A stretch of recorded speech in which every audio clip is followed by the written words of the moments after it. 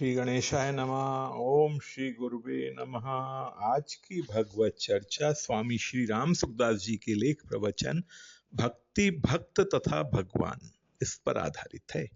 स्वामी जी कहते हैं, श्रीमद् भगवत गीता में भक्ति की विशेष महिमा आती है। जब भगवान ने अर्जुन की प्रार्थना सुनकर अपना विश्व रूप दिखाया, तब उस विश्व रूप के लिए भगवान ने अर्जुन से कहा, तेरे सिवाय ऐसा रूप पहले किसी ने भी नहीं देखा है और देखा जा भी नहीं सकता। फिर पुनः अर्जुन के द्वारा प्रार्थना करने पर भगवान ने अपना चतुर्भुज रूप दिखाया और उसके लिए अर्जुन से कहा, नाहम वैदेर न तपसा न दानी न चैज्यया शक्य एवं विधो दुष्टुम दुष्टवानसी माम यथा। श्रीमद् भगवत गीता के 11वें अध्याय का 53वां श्लोक। जिस प्रकार तुमने मुझे देखा है, इस प्रकार का चतुर्भुज रूप वाला मैं न वेदों से, न तप से, न दान से और न यज्ञ से ही देखा जा सकता हूं। जब किसी भी साधन से नहीं देखे जा सकते, तो फिर किसके द्वारा देखे जा सकते हैं? इस पर भगवान कहते हैं, भक्त्या त्वन्नन्या शक्य अहम बिंदु अर्जुन ज्ञातुम दृष्टुम च तत्वेन प्रविष्टुम च परंतप। परंतु हे शत्रुतापन अर्जुन, इस प्रकार चतुर्भुज रूप वाला मैं अनन्य भक्ति से ही तत्व से जाना जा सकता हूं, देखा जा सकता हूं और प्रवेश किया जा सकता हूं। यहां ध्यान देने की बात यह है, भक्ति से जानना, देखना और प्रवेश करना तीनों ही हो सकते हैं। परंतु जहां भगवान ने ज्ञान की परानिष्ठा बताई है, वहां ज्ञान से केवल परमात्मा तत्व को जानना और प्रवेश करना, ये दो ही बताए गए हैं। भक्ति से भगवान के दर्शन भी हो सकते हैं, यह भक्ति की विशेषता है, जबकि ज्ञान की परानिष्ठा होने पर भी भगवान के दर्शन नहीं होते। रामायण में भी भक्ति की विशेष महिमा बताई गई है। उसमें ज्ञान को तो दीपक की तरह बताया है, पर भक्त को मणि की तरह बताया है। दीपक को जलाने में तो घी बत्ती आदि की जरूरत होती है और हवा लगने से वह बुझ भी जाता है, पर मणि के लिए न तो घी बत्ती आदि की जरूरत है और न वह हवा से बुझता ही है। परम प्रकाश रूप दिन राती, नहीं कछु चाहे दिया घृत बाती। मोह दरिद्र निकट नहीं आवा, लोभ बात नहीं ताहि बुझावा। प्रबल अविद्या तम मिट जाई, हारई सकल सलभ समुदाई। इतना ही नहीं, जो मुक्ति ज्ञान के द्वारा बड़ी कठिनता से प्राप्त होती है, वही मुक्ति भगवान का भजन करने से बिना इच्छा अपने आप प्राप्त हो जाती है। अति दुर्लभ कैवल्य परम पद, संत पुराण निगम आगम बद। राम भजत सोई मुक्ति गोसाई, अनइच्छित आवई बरियाई। इसलिए ज्ञान मार्ग को तो बड़ा कठिन बताया गया है, ज्ञान पंथ कृपान के धारा, पर भक्ति मार्ग को बड़ा सुगम बताया गया है। भक्ति की साधन कहूं बखानी, सुगम पंथ मोहि पावहि प्राणी। भगवान ने भी भक्तों के लिए अपनी प्राप्ति बड़ी सुगम बताई है। अनन्य चेताहा सततम यो माम स्मृति नित्यशः, तस्याहम सुलभः पार्थ नित्ययुक्तस्य योगिनः। श्रीमद् भगवत गीता के 8वें अध्याय का 14वां श्लोक। हे पार्थ, अनन्य चित्त वाला जो भक्त नित्य निरंतर मेरा स्मरण करता है, उस नित्य युक्त योगी के लिए मैं सुलभ हूं, अर्थात सरलता से प्राप्त हो जाता हूं। यहां ध्यान देने की बात यह है, पूरी श्रीमद् भगवत गीता में सुलभ शब्द केवल एक ही श्लोक में आया है। इस श्लोक में ज्ञान मार्ग पर चलने वाला तो अपने साधन का बल मानता है, भक्त की यह विलक्षणता होती है, वह अपने साधन का बल मानता ही नहीं।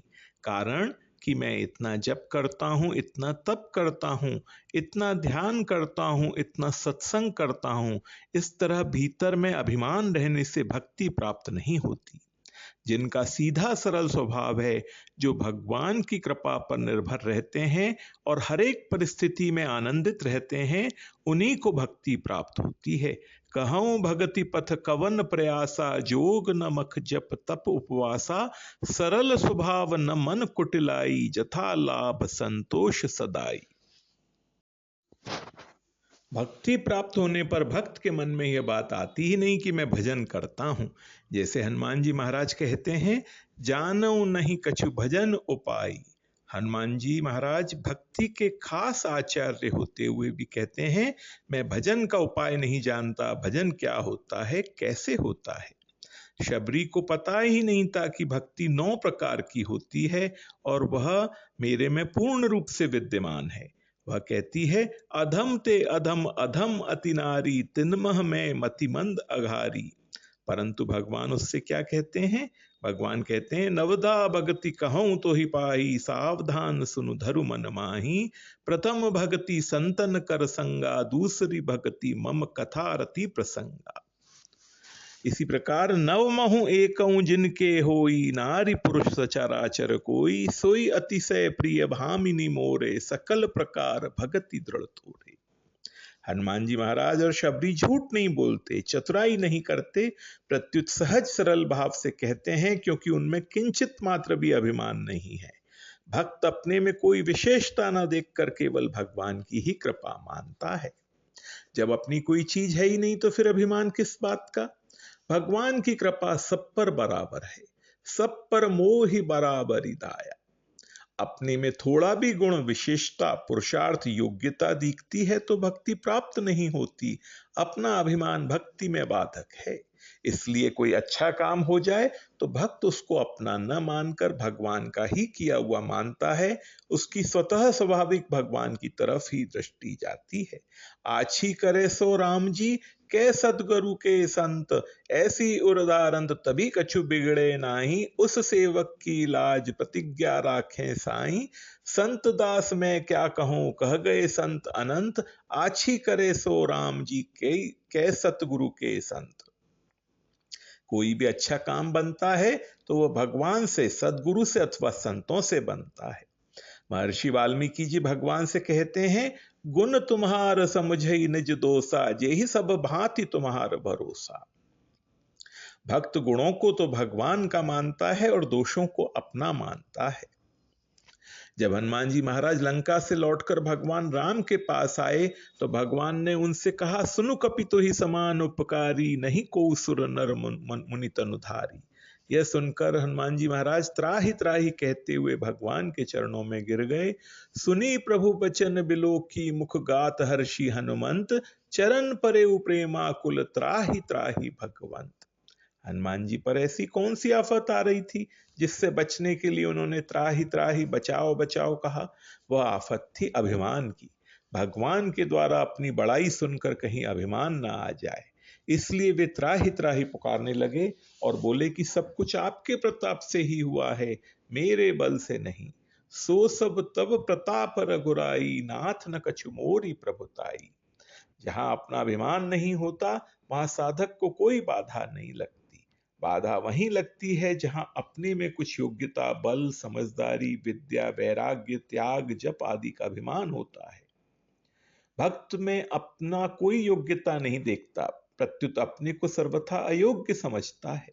इसलिए उसमें भगवान की योग्यता काम करती है। एक भगवान के शरण हो जाए तो सब काम भगवान करते हैं। योग क्षेमम वहाम्यहम्, श्रीमद् भगवत गीता के 9वें अध्याय के 22वें श्लोक में आता है। यह अनन्य भक्ति है। भगवान की एक बान है, अर्थात एक स्वभाव है। उनको वही भक्त प्यारा लगता है जिसका दूसरा कोई सहारा नहीं है। एक बानी करुणा निधान की, सो प्रिय जाके गति न आन की। इसलिए एक भरोसो, एक बल, एक आस विश्वास, एक राम घन श्याम, हित चातक तुलसीदास। इस प्रकार अनन्य भाव से केवल भगवान के आश्रित रहे और भक्त भजन करे। भजन का भी अभिमान नहीं होना चाहिए, मैं इतना जप करता हूं, इतना ध्यान करता हूं आदि। भक्त जप आदि तो इसलिए करता है, इनके बिना और करे भी क्या, क्योंकि बढ़िया से बढ़िया काम यही है। परंतु भजन के द्वारा मैं भगवान को प्राप्त कर लूंगा, यह भाव उसमें नहीं होता। उसका भाव यह होता है, वास्तव में भजन भगवान की कृपा से ही हो रहा है और भगवान की प्राप्ति भी उनकी कृपा से ही होगी।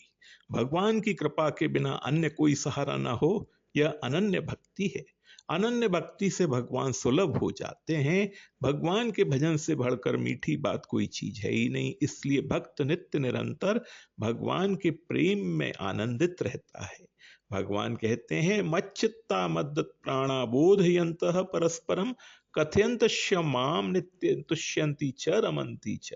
श्रीमद् भगवद गीता के 10वें अध्याय का 9वां श्लोक। मेरे में चित्त वाले, मेरे में प्राणों को अर्पण करने वाले भक्तजन आपस में मेरे गुण प्रभाव आदि को जनाते हुए, उनका कथन करते हुए नित्य निरंतर संतुष्ट रहते हैं और मेरे में प्रेम करते हैं। कारण कि उनके लिए भगवान के भजन के बिना कोई काम बाकी रहा ही नहीं। भागवत जी में आया है, अकामः सर्व कामो वा मोक्ष काम उदारधि तीव्रेण भक्ति योगेन यजेत पुरुषम परम। जो बुद्धिमान मनुष्य है वह चाहे संपूर्ण कामनाओं से रहित हो, चाहे संपूर्ण कामनाओं से युक्त हो, चाहे मोक्ष की कामना वाला हो, उसे तो केवल तीव्र भक्ति के द्वारा परम पुरुष भगवान का ही भजन करना चाहिए। कोई कहे मेरे को कुछ नहीं चाहिए, तो यही उत्तर मिलेगा, केवल भगवान का भजन करो। कोई कहे मेरे को तो सब कुछ चाहिए, भोग भी चाहिए, मोक्ष भी चाहिए, इज्जत भी चाहिए, निरोगता भी चाहिए, बेटा बेटी भी चाहिए, तो क्या करूं? तो यही उत्तर मिलेगा कि भगवान का भजन करो। कारण कि सब चीजें भगवान ही दे सकते हैं।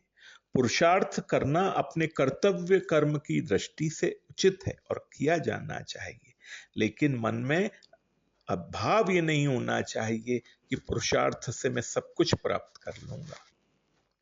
कोई कहे कि मेरे को केवल मुक्ति चाहिए, कुछ नहीं चाहिए, तो क्या करूं? तो यही उत्तर मिलेगा, केवल भगवान का भजन करो। सबके लिए एक ही उपाय है, रात दिन भगवान का भजन करना, भगवान में लगे रहना। जैसे बच्चा केवल माँ पर निर्भर रहता है, कोई काम पड़े तो वह केवल माँ माँ पुकारता है, इसके सिवाय वह क्या कर सकता है? उसमें क्या करने की ताकत है? वह माँ माँ इसलिए करता है कि उसको माँ अपनी लगती है, माँ उसको प्रिय लगती है, इसीलिए उसको माँ का नाम माँ बड़ा प्यारा लगता है। आदि शंकराचार्य जी महाराज कितने ऊंचे दार्शनिक संत हुए, अद्वैत सिद्धांत के दार्शनिक संत हुए, पर वो भी भगवान श्री कृष्ण को माँ कहते हैं। माया हस्तिर्पयित्वा भरण कृति कृते मोह मूलोत्वम माम मातः कृष्ण अभिधाने चिर समय मुदासीन भावम गतासी कारुण्य काधिवासे सुकृदपि वदनम नीक्षसे त्वं मदीयम तत्सर्वज्ञे न कर्तुम प्रभवति भवति किम नु मूलस्य शांतिम।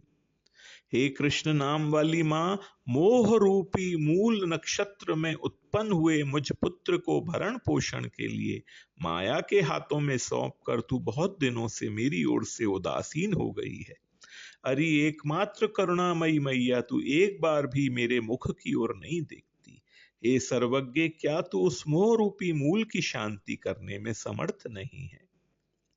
ज्ञानी तो आरंभ से ही अपने को बड़ा मानने लगता है, परंतु भक्त अपने को सदा छोटा बालक ही मानता है। इसीलिए भगवान कहते हैं, मोरे प्रौढ़ तनय सम ज्ञानी बालक सुत सम दास अमानी।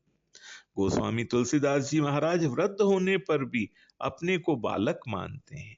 गोस्वामी जी ने वृद्धावस्था में विनय पत्रिका लिखी थी, उसमें वो माँ जानकी जी से कहते हैं, कबहुक अम्ब अवसर पाई मेरियो सुधि द्याई भी कछु करुण कथा चलाई दीन सब अंगहीन छीन मलिन अघि अगाई नाम लय भरे उदर एक प्रभु दासी दास कहाई बूझिए सो है कौन कही भी नाम दशा जनाई सुनत राम कृपाल के मेरी बिगड़ियो बनी जाई जानकी जगत जननी जनकी किए बचन सहाई तरे तुलसी दास भव तव नाथ गुण गन गाई। बालक के मन में अगर कोई बात आ जाए तो वो माँ से कहता है। गोस्वामी जी के मन में बात आई तो उन्होंने माँ से कह दी, रघुनाथ जी के सामने यूं ही मेरा नाम मत लेना, पहले भक्तों की कोई करुण कथा चलाना, और जब रघुनाथ जी प्रेम में आनंदित हो जाएं, गदगद हो जाएं, द्रवित हो जाएं, तब मेरा नाम लेना, नहीं तो उनकी दृष्टि मेरे अवगुणों की तरफ चली जाएगी। मेरा नाम भी सीधे मत लेना, पहले कहना एक ऐसा भक्त है जो आपका नाम लेकर पेट भरता है, आपका नाम लेकर सोता है, आपकी दासी तुलसी का दास कहलाता है। गोस्वामी जी महाराज माँ को भी लोभ देते हैं, मैया मेरा काम बन जाएगा तो मैं आपके पति रघुनाथ जी के गुण गाऊंगा। ये भक्तों के भोलेपन की भाषा है। किसी प्रकार की कुटिलता या चालाकी की भाषा नहीं। भक्त के लिए कहा गया है, सरल स्वभाव न मन कुटिलाई, कपट गांठ मन में नहीं, सब सो सुरल सरल स्वभाव, नारायण ता भक्त की लगी किनारे नाम। आज की भगवत चर्चा यहीं तक। ओम श्री गुरुवे नमः।